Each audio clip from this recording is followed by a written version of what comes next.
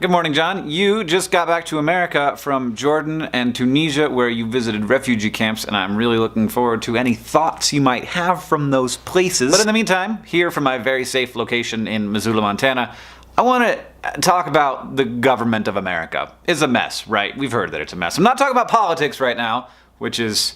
I just don't want to talk about that. I'm talking about the federal government, that massive, inefficient bureaucracy that does something, nobody really knows what.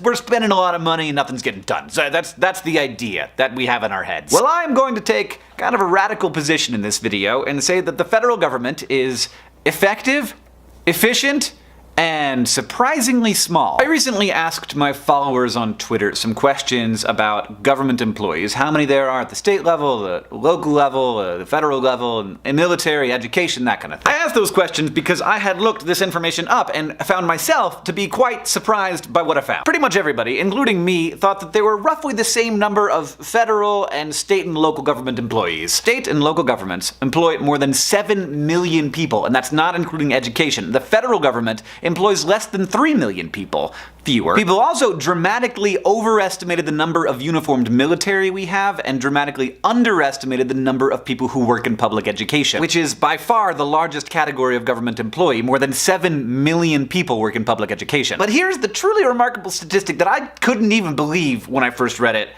Over the last 50 years, the number of federal government employees has increased by less than 0%.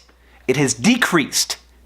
It hasn't decreased a lot, but it has not gone up. So if the budget is increasing, the economy is growing, the number of people in the country has increased by more than 100 million, and the number of employees that manage this government has not gone up, is it any wonder that it seems difficult to deal with the federal government? There's more to manage, and we're using the same number of people to manage it. Also, the budget has increased dramatically, but the number of people we're paying hasn't. What's going on? Well, first, a lot of it is spent on contractors. So that's when the government gives money to a private company to do things for it, whether that's goods or services. It could be like a janitorial company just cleaning up office buildings, or it could be Lockheed Martin building fighter jets. That all adds up to about $500 billion. That's more than the federal government pays for its own employees. But still, the budget is more than $3 trillion.